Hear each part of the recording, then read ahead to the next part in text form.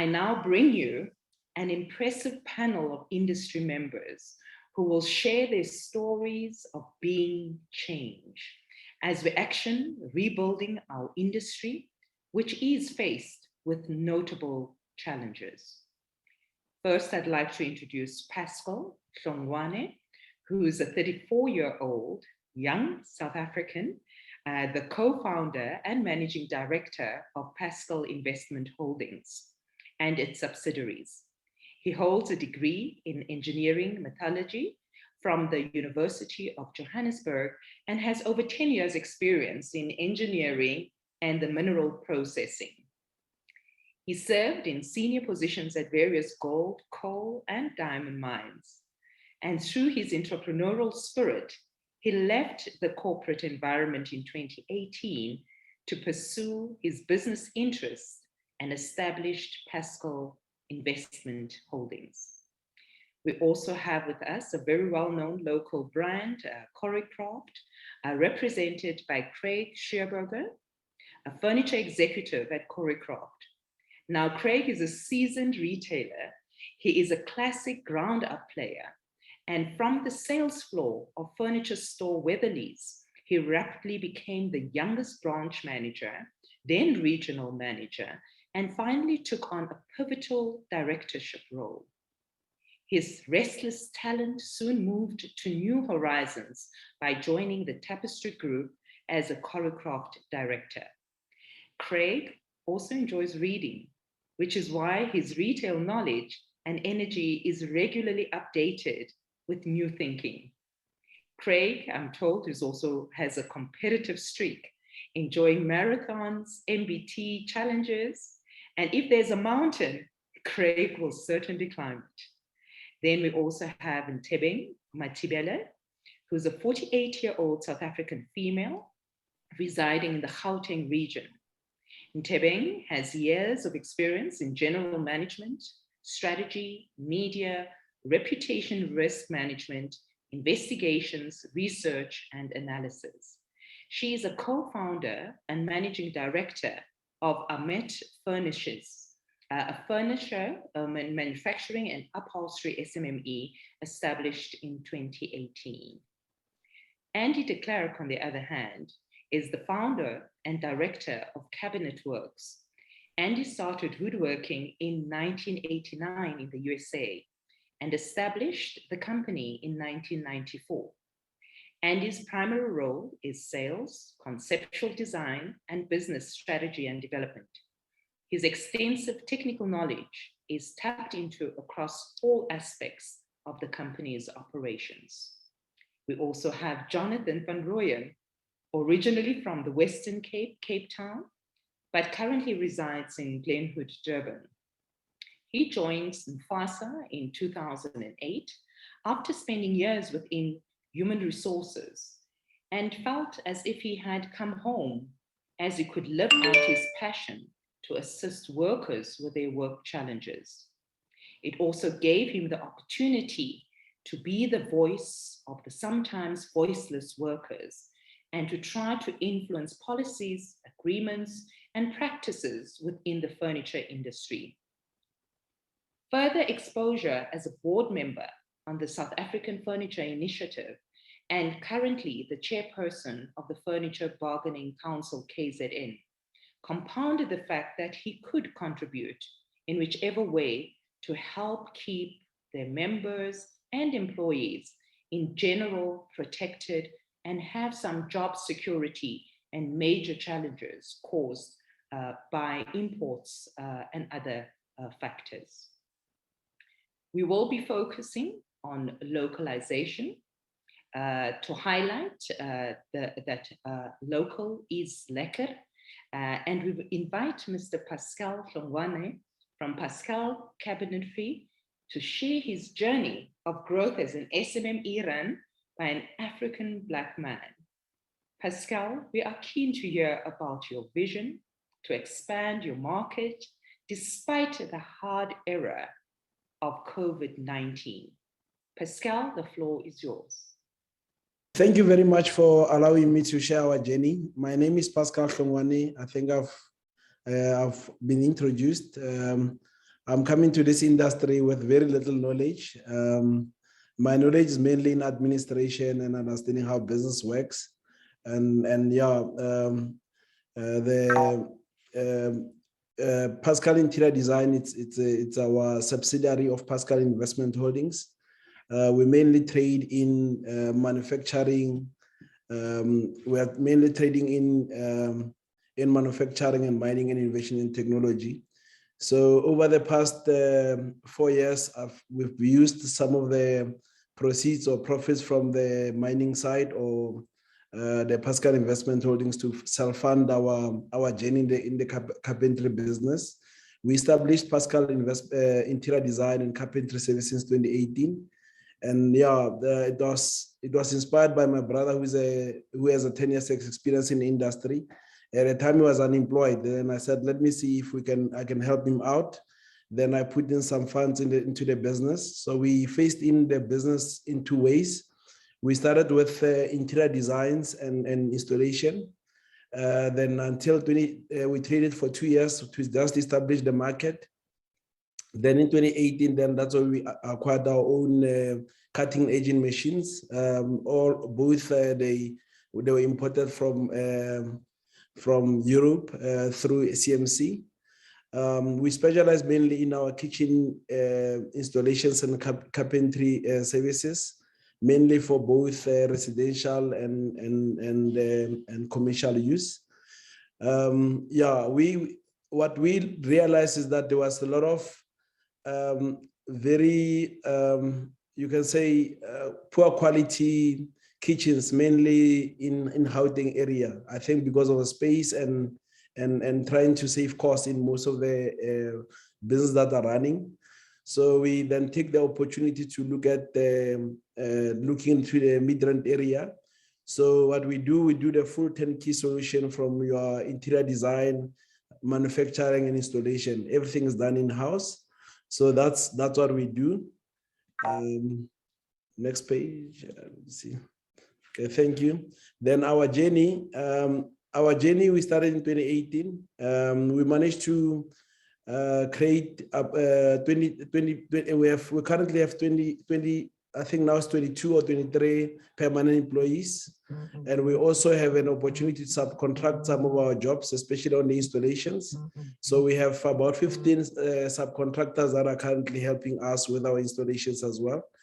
Yeah, we take pride with our employees as we want to create quality jobs where benefits are also part of their packages. So we did introduce things like medical aid and provident fund, and we registered with furniture bargaining councils and compensation fund to make sure that we are compliant.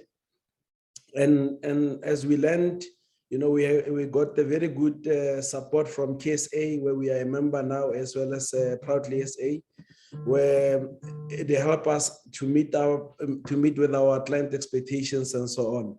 So yes, we are quite excited. We've been growing despite the COVID pandemic. I think the market share, we've been approaching it very well. We are actually this year nominated as one of the top achievers by Nedbank in partnership with Riversense Incubation Hub. So we actually going to the nominees on this week, Friday. So our journey has been really trying to make the business to be compliant, and as well as make sure that we have a team that is excited and willing to go an extra mile. So that's what inspires us a lot. Yeah, Heidler's, it's not been a very easy job to get this company going. We realized that startup funding in South Africa is one of the biggest challenges. You know, when you can have a nice business plan and have all this inspirations, and when you don't have the funding, it's a very big challenge for us. We are very fortunate that we had another vehicle that was already running that managed to help us to fund the startup for this company. And then, yeah, some of the other challenges is obviously the economic uncertainties, especially to do with load shedding. You know, I mean, for a small business like us, especially with high competition, we are time bound. If we have a 2-hour or 3-hour for standing, especially in our factory, it affects the whole day. You go to site, you're about to start installation, you have load shedding. It's really quite a pain for ourselves as well as for our clients. I think that's a general feeling across the industry as well. The other part that we find it very difficult is access to commercial projects, especially the big players. The industry compared to mining, where we're quite familiar with, there's a very low appetite partnership with the big players. The big players, they still reluctant to really subcontract or give us opportunities.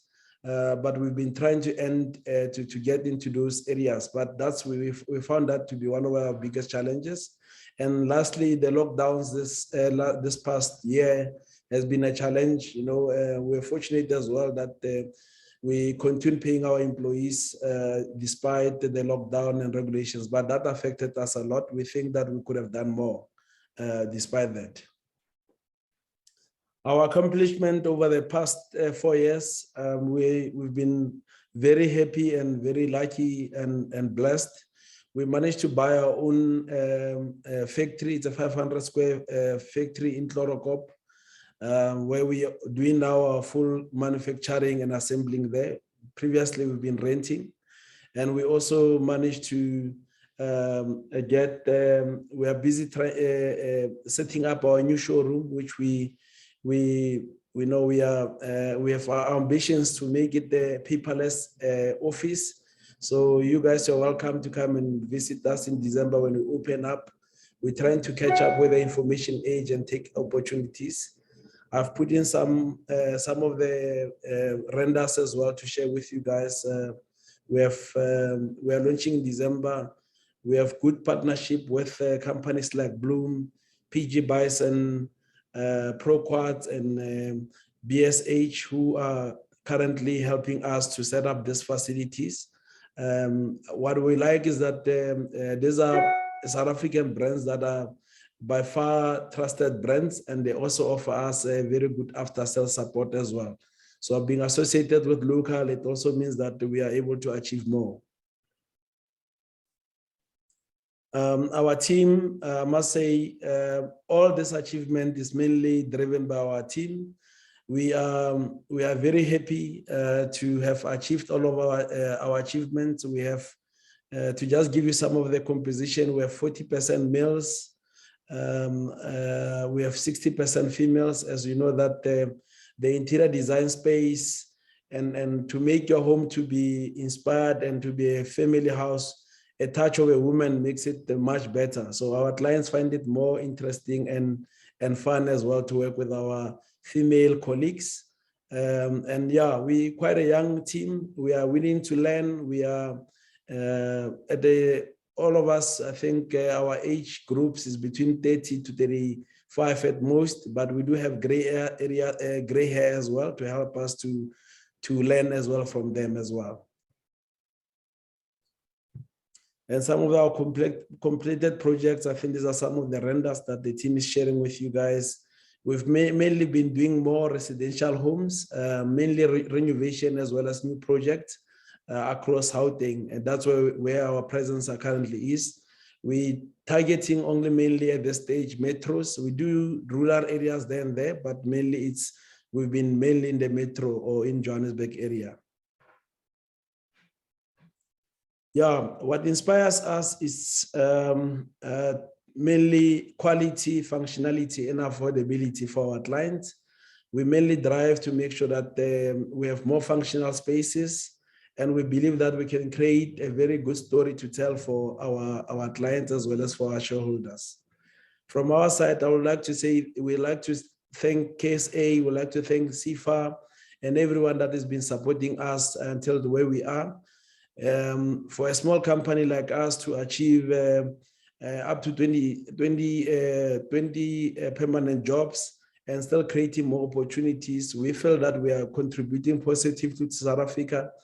But at the same time, we're also asking the role players like yourself as CIFA to support small business like us to strive and create opportunities for South Africa, especially to create more jobs and sustainable quality jobs as well. But we'd like to say thank you, Jackie, for the opportunity.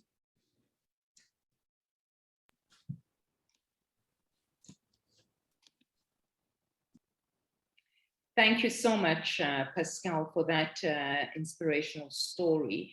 I was also pleased to note the fact that there was an acknowledgement in terms of the woman's touch around design issues, but also impressive that you were able to retain your staff during a very challenging time.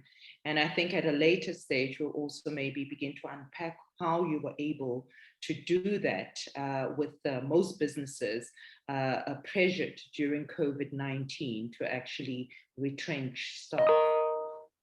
As we know, we can never get the job done if we do not have the right skills and in the right job at the right time. Therefore, I'm excited to call on Craig from Choreocraft, who will enthuse you with his skills and upliftment passion. Craig, please share your passion story of this training school that Choreocraft is currently running. We would love to understand your purpose and objectives for setting it up, as well as your vision for the future of the training school. Craig, the stage is yours. Well, thanks very much, Jackie. I'll do my utmost to inspire. But yeah, I think from our side, guys, just obviously the Choreocraft brand is obviously very well known. So I think our business model is a bit unique in that we are the retailer and the manufacturer, and we have the vertical. So we manufacture all our own couches in the Western Cape. So we employ about 450 people in the facility down in the Western Cape and manufacture in excess of 300 couches a day in that facility. And I guess, you know, coming out of COVID and coming out of the new year, you know, we're very passionate about giving back to the community, especially down there in the Western Cape. So we partnered with the help of Safi, and we partnered with the CETA down in the Western Cape. So the fiber processing and manufacturing CETA is the one we belong to, and we've worked quite hard with them to become the only accredited training school down in the Western Cape. There is obviously a lot of sofa manufacturing down in the Western Cape, and we partner with everyone. So although we may be competitors on the retail front, we have really nice synergies with all the manufacturers down in the Western Cape, especially the Bravo group, where we work together in terms of making sure that we're giving back to the community as much as we can. Yeah, so what we did is we started a training school, the Choreocraft Academy, and that started in September this year. And what we did is we allocated 10 learners, seven males and 3 females, particularly around upholstery. Obviously, upholstery is a skill that we definitely have been seeing in the past has started to dwindle in the Western Cape, whereas in years gone by, upholsterer was trained up in his family and came and joined a company and worked there for many years, and that has changed over the last couple of years.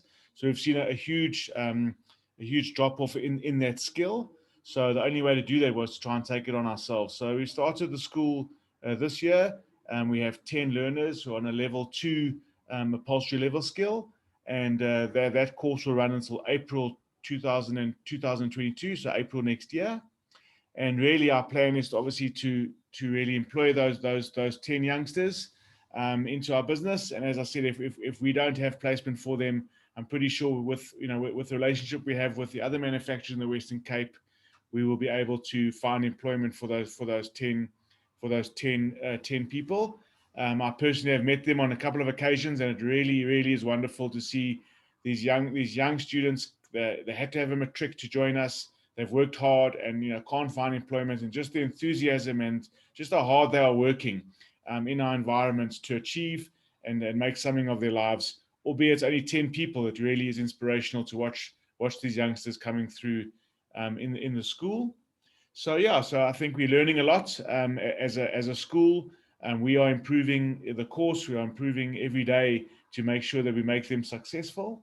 And I guess our real passion is next year, can that 10 become 20, and how do we train more and more people in that skill? And then for me personally, I think the next step in this journey for us is really around uplifting women. And, you know, in our factory, of the 450 people we employ, you know, 40% of those people are seamstresses, and predominantly women. I'd say 99% women down the Western Cape. So our real plan for next year is to continue with the upholstery school, and then to start the sewing school. And that sewing school, once again, will hopefully start with 10 or 12 or 15 young women that we can train up through the organization. But there's obviously a huge skill shortage for seamstresses. And I'm personally really passionate about starting that school sometime next year, and continue with the work that the team have done. So on the panel is Angie Carrolls and Wynand van Dijk. Angie is our head of IR and head of the school, and Wynand runs our factory down the Western Cape, and they've done a fantastic job, you know, just working and making this kind of, I guess, dream or plan of giving back to the Western Cape community, you know, bit by bit, as we go. So yeah, I think it's been a great learning curve for us, and a great start to something that we think we can really grow over the next couple of years, in taking the youth of the Western Cape, you know, and if they have a passion for furniture and want to give back, and want to start working, have a matric, you know, have very little skill, because the skill can be trained. You know, I think that we have an opportunity to give back to the community. Yeah, Jackie, that's really our story. Thank you so much, Craig. That is certainly an inspiring story. And it's also quite comforting to know that against all as well, that training is really also being taken very seriously within the sector. And I'm going to go straight into transformation now. And as an African Black female, I truly understand the unique challenges we face. And I'm therefore privileged to invite Ntebeng Matibela from Ame Furnishings to share her journey of reinventing her company to sustain and grow as an SMME, despite this difficult time. Ntebeng, I'm keen to learn about your vision to contribute to the transformation of the local furniture industry. The stage is yours. Thank you so much, Jackie, and thank you, Safi, for this opportunity. Firstly, I would just like to perhaps, you know, give a brief introduction of the company. It was established in 2018, and the company is established completely self-funded. As you can imagine, you know, a small company like ours, having been started in 2018 and now contending with the challenges that have been brought about by the COVID, you know, we've had to really be agile. And I'm happy that when we started the business, we decided, you know, from the get-go, that to attain some sustainability and long-term return on the investment that we have really, you know, worked hard to put into the business, we really needed to professionalize the company. And this meant that we needed to be compliant, you know, and we needed to be affiliated to industry bodies such as SAFI, your Proudly South African, etc., for exposure. And as you would know, this is also not a cheap feat. Compliance is expensive, but it is very necessary. And I must say that it has really helped us to be resilient. I don't know if we are sustainable yet, but it surely has helped us to be resilient in these difficult times. So how did we do this? We realized that, you know, we are small, we are young, we needed to learn a lot. We had entered a very competitive and very difficult industry. And I must say that, you know, I quickly realized that I have entered into the biggest boys club that I've ever found myself in. And so I then said, you know, I will work with people who are willing to work with me. small and big. So we entered into collaborations and partnerships with companies that obviously, after having evaluated our strengths and weaknesses, we then identified with those companies that we would be able to leverage some strengths and opportunities from, and also create synergies in areas where we could create efficiency and scale. Obviously, if you come into a business and you are small like us, you will realize that manufacturing of any kind, but particularly furniture, manufacturing requires that you have agility, you have equipment, you have automation. We didn't have any of those. And the money that we had in the bank was not necessarily enough to get us to hit the ground running. So these collaborations really came in handy. The other thing that we did was internally, we tried to build a very professional company, and we brought in corporate values. Even though we were small, we brought in corporate culture. It became very important that we attain that. The industry is so fluid that you will find that there are people that have been in the industry for ages, but you have a bigger pool of artisans than you have people that really know enough about the business to be of value to the business. So we introduced that so that we could manage quality better, we could manage lead times better, we could also manage customer experience, and also to be able to build some brand equity. So this meant that with the little that we had and the knowledge that we have, we trained the staff, and we tried to make them appreciate that if we work together, we will be able to survive. We also are working in a very competitive industry. So we've had to constantly innovate. We had to find ways of getting our products to the right customer at the right prices and beat our competitors to it. The lack of disposable income is not really helping. We've had to re-engineer our processes where possible. We've had to, unfortunately, at times cut down on stuff. We've had to even diversify, even when we're not ready for it, something that can be very costly and very dangerous. We've had to put a lot of resources into marketing and advertising, which is not yielding the desired results because there's simply not a lot of money to go around in the market at the moment. Surviving in an industry that is not properly regulated is also a problem. There's always a new entrant setting up somewhere, even next to you. Cheap imports, local manufacturers who are not worrying about the issues that I, as a professionalized SMME, are worrying about, which is paying my dues, being compliant, paying rent, paying proper salaries, paying for affiliations with FBC and others. So that has had to be something that we battle with and overcome. But we are really trying, and it's helping. And this brings me to why I believe that the industry should transform and can transform. The little collaborations that we have formulated have really helped us. We've partnered with interior designers, we've partnered with guys like your Pascal Interiors, guys like them who have equipment that we don't have, and we are able to deliver, because our customer right now wants a turnkey solution. They don't have time for me to say, I don't have this, I don't have that. So this sort of collaborations will take the transformation agenda forward. I think it is critical that we bring out more entrepreneurs to join the industry and to increase Black ownership, and also to grow and sustain SMMEs. If we don't, the current big incumbents will continue to be the only players, because honestly, it's extremely challenging to break into this market without any support.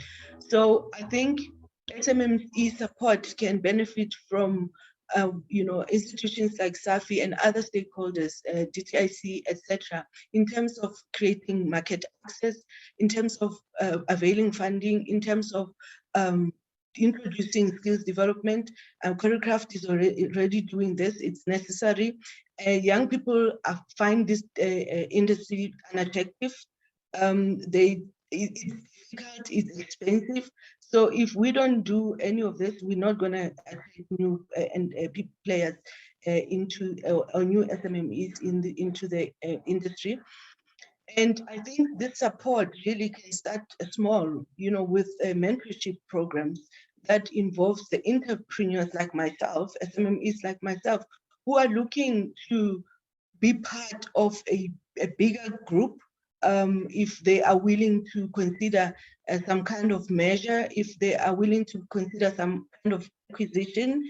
That is a sure way to empower me as a small business owner to be sustainable long term, but also to create more like me, so that, you cannot hope to grow or partner with a company that is not ready for partnership. But how do you do that? You do that by trying to bring them in, if they are also fit for that, and help them by developing them, help them by going out into the market and sourcing business together, perhaps, as an example, and sharing that. That allows you to be able to train, mentor, develop that SMME. So I think there are several ways in which transformation can be achieved, and it is going to be through an effort that involves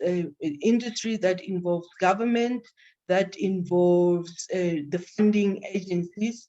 Government industrialization and organization policy targets are never going to be really met if we are not transforming the industry. But obviously, transformation is not transformation, business growth, and sustainability is not possible without capital. It requires money.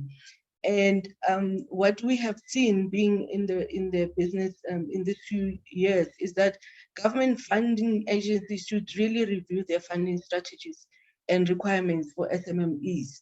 It's near impossible, really, to get realistic funding for growth, in spite of the beautiful plans that you have.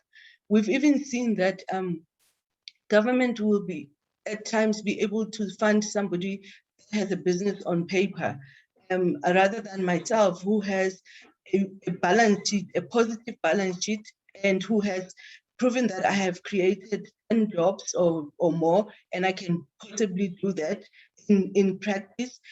So we need to, if we're interested to see through transformation, that guy that wants to do a merger and acquisition or partnership with me also brings in money, but they also need me to bring some money. So transformation has to be practical, and it has to be realistic, and we can do this if we work together.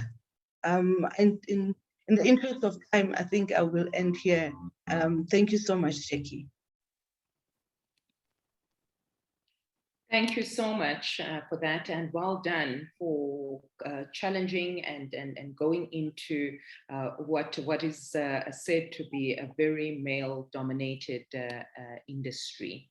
Now, with that said, we've spoken a lot about localization. We've also spoken about local entities making their mark on the South African landscape. Let's now maybe extend our views slightly further and start interrogating exports. And exports are actually quite important, because that is where, as South Africans as well, we are able then to begin to create bespoke South African products that could then go into the international arena. The next company, therefore, is rooted in a sincere respect for the natural world and a sensitivity to man's relationship with that world. Putting your production, design philosophy, sophisticated modular European cabinet systems, and highly skilled craft of handmade cabinetry into the spotlight, Mr. Andy de Klerk, we invite you to share your experience with exports and your vision to expand your products internationally, whilst also maintaining our South African authenticity and heritage. Andy, spotlight is yours. Thanks very much, Jackie. Very inspiring to hear the other panelists' stories. Thank you for sharing. While Choreograph might make 300 couches per day, we make 10 kitchens a year. So our business is based on a high quality, low volume business model, which is values based and which is scalable. And obviously it all comes from your sales. Where do you get your leads from? And you can make the best product in the world, but you need somebody to sell it to. So we generally target architects and interior designers around the world, and they are the people that we collaborate with and give and then build the furniture. So my vision, right from the beginning, I started the business in 1994, but really it really took off in 2004 when the first employee was hired. My vision has always been to bring the fine art of cabinet making to South Africa, and then it got extended later to the world, because I realized that we can make an amazing product, built-in furniture, which displays a culture of excellence and also a culture of playfulness and creativity. So we don't just churn out kitchens; we make amazing kitchens and built-in furniture that can that in fact give people a delight. That it's a product that demands a second feeling, and it's all handmade. So we decided, because of the fact that we were able to build a fine quality product, that we'd like to export them to break into the international markets. It took a very long time to do that, primarily through architects and interior designers in South Africa. And then as we made more and more connections, and now we get international orders without the go-between with South African architects. There's a couple of do's and don'ts that I've written down here. There's a lot of admin, there's a lot of planning, and what I've learned about business is that you can never just cruise. There's always a challenge, there's always something that happens, and it's the way that you adapt and innovate to deal with those things that essentially grants you success, or whether you get stuck. And so the 2020 COVID was quite interesting for us with the travel restrictions. We had a team of installers stuck in Zambia for 5 months.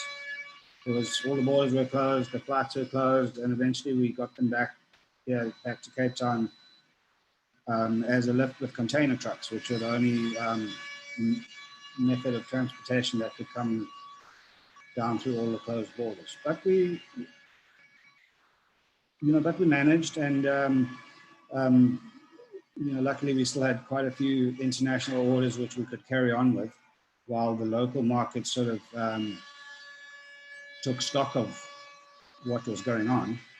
And then what we found in 2021 is huge huge global supply challenges. I mean, for instance, we had there's been a global shortage of oak veneer, and that's a direct result of what happened after COVID. But again, you have to adapt and you have to manage, and it all relates back to your vision in the beginning, and the adaptability of it. So in our industry, as the other panelists have mentioned, there are very low barriers to entry. Anybody can make this stuff, but it takes a very long time to build up a reputation for quality and excellence. And I would just like to say, in closing, finally, about the South African Furniture Initiative. The way I've always seen my view of business is that you don't try and shaft other people, you don't try and squeeze suppliers on price and things like that, but that a rising tide lifts all the boats. And that's what I'd like to see happen here in South Africa with initiatives like the Furniture Initiative and the KSA and so on and so on. There's a big market, there's many levels and many layers. There's a place for everybody in it. And if the river rises, then everybody will rise as well. And lastly, just in terms of the apprenticeships that we have, we don't have colleges and schools, but what we do is we take people that have got aptitude, not skill, but let's see, not skill and talent, but aptitude, and we train them in-house. Often we'll get an apprentice that we've identified from the local college, False Bay Technical College, and they come and work for us. And it's amazing how many of them stay. We have very low staff turnover. It's a small company, but we have but we pride ourselves on excellent work and, as I said, a values-based business, so that people are appreciated for the time and effort and skill and work that they put in, and they're fairly remunerated, and it's a happy place to work. And I thank you very much for this. I wish that everybody might have an opportunity to export, because it definitely opens up the world to you, but it's difficult to get into it, and it just takes a bit of determination. Thank you. Thank you so much, Andy, for that. Certainly, exports is a market that is not easy, but when you've managed to have entered that market, it can certainly be very lucrative. We are also quite keen at a later stage to also begin to look at exports more critically, especially in support of the Africa Intercontinental Trade Agreement, and what kind of opportunities exist for the sector within that agreement. Now, ultimately, all our endeavors are to work together to create a South Africa where poverty, inequality, and unemployment moves further away from our reality and actually closer to a distant memory. Mr. Jonathan van Rooyen, as a labor representative, how do you feel the industry has addressed trade initiatives that will ultimately benefit your members, the workers, and then ultimately the South African family structures as a whole? Jonathan, over to you. Thank you, Jackie. Goeiemorgen, good morning, Sanbonani. And thank you for giving us the opportunity to share our position on this matter. One of our key reasons as a trade union is to build a better life for the working class. So we therefore support and promote initiatives in the best interest of our members that will promote, develop, and maintain an authentic working class. With this said, we feel the establishment of the SARS Furniture Forum, yes, I did say SARS, which is the South African Revenue Services, fosters this vision and objective through tackling illegal imports that threaten local jobs. In June 2019, so yeah, exactly 2 years ago, the South African Furniture Initiative, also known as SAFI, partnered with the industry and SARS to form the first SARS Furniture Forum. But one of the aims is to prevent illegal import practices and curbing the spread of illegal imports, which flood the local furniture market. I'm also a member of that forum, and I represent labor, and we do meet on a quarterly basis. To structure the implementation, the forum finalized a 5-phase approach, and I don't want to bore you with too much details, as a framework to counteract these illegal activities.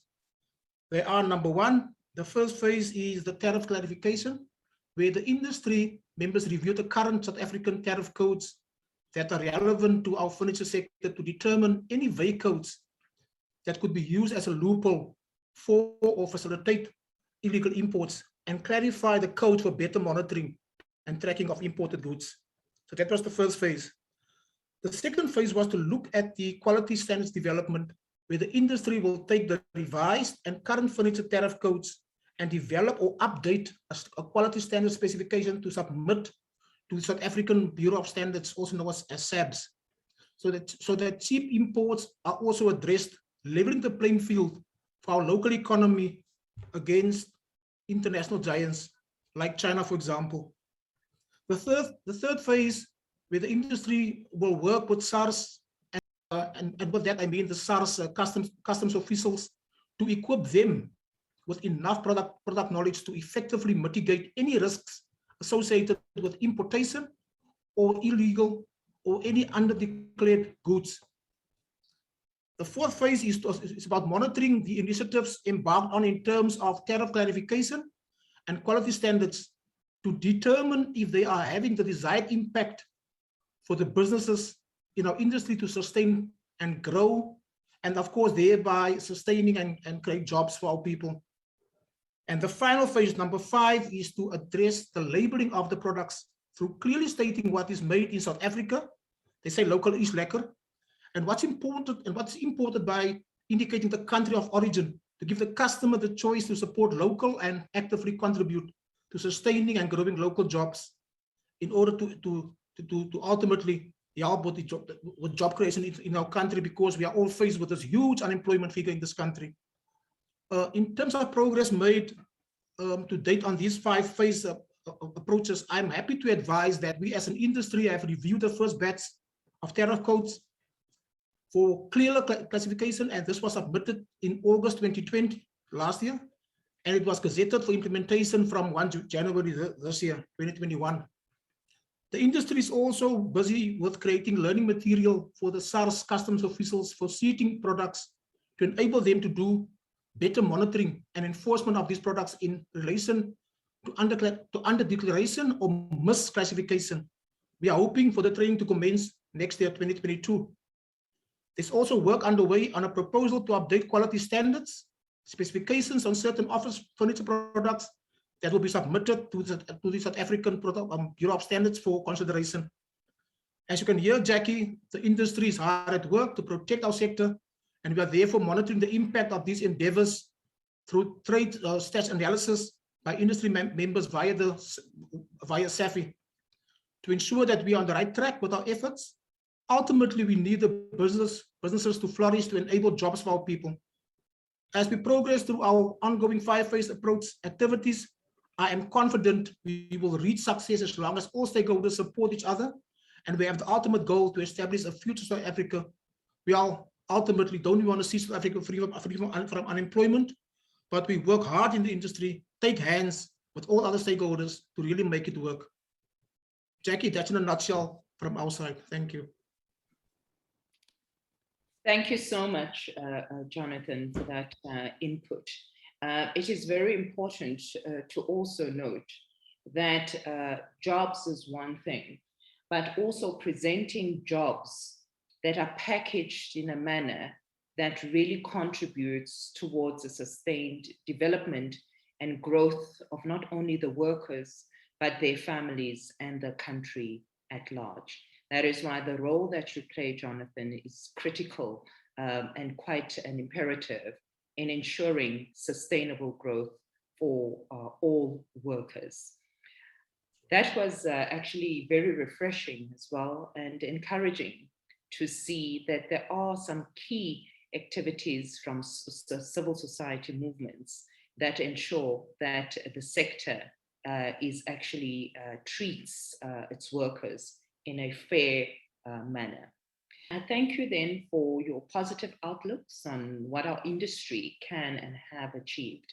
We are really answering that consistent question asked by government, and that is, what is the industry doing for themselves?